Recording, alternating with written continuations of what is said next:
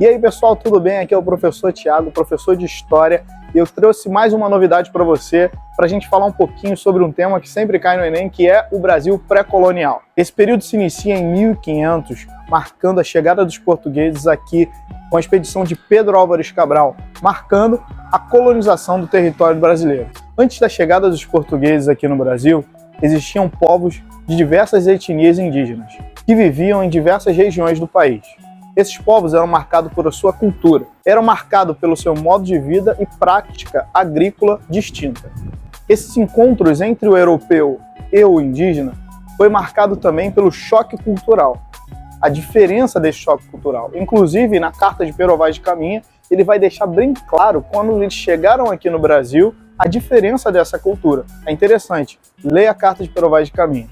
Outra coisa importante e que vai ser decisivo para muitas mortes indígenas é a doença trazida da Europa, que eles nunca tinham ouvido falar, e vai abalar muito dos nativos que aqui viviam.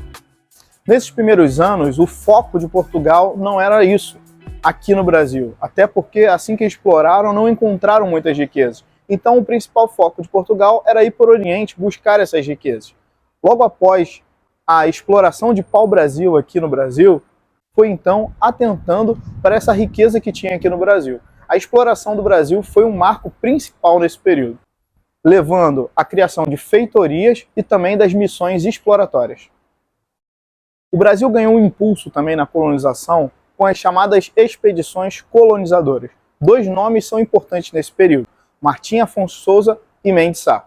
Essas expedições vão marcar o povoamento de algumas áreas. Isso vai consolidar a presença portuguesa no território. Então chegamos ao fim desse episódio do Brasil pré-colonial.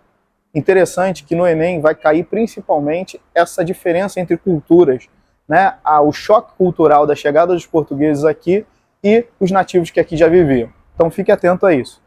Não se esqueça, isso foi uma forma generalizada de falar sobre o conteúdo. Pegue suas apostilas e estudem.